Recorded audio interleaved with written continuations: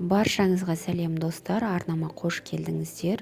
Бүгін сіздерге осындай картошкадан дайын болатын чипсыдың рецептін ұсынбақпын.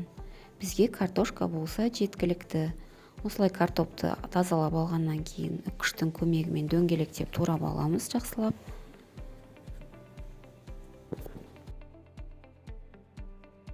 Туралған картопымызды суда жуып, суынан сорғыту үшін осылай арнайы орамалға кептіріп аламыз.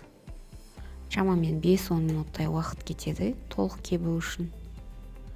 Беткі жағы дұрыс кеппей жатқан жағдайда осылай орамалмен басып кептіріп алсаңыздар болады. Қызып тұрған майымызды, картошкаларымызды салып, екі жағына араластыра отырып қуырып аламыз жақсылап.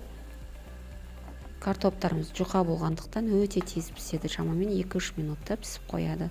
Осылай сүзіп аламыз. Майдан кептіру үшін мен пергамент қағазына салдым.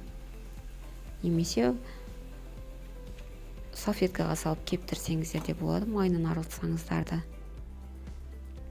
Дәміне қарай тұз, дәмдеуіштер қоссаңыздар болады. Өте тез дайын болады. Және де балалардың сүйіп жейтін асы. Дайындап беріп, жақындарыңызды, балаларыңызды қуантыңыздар.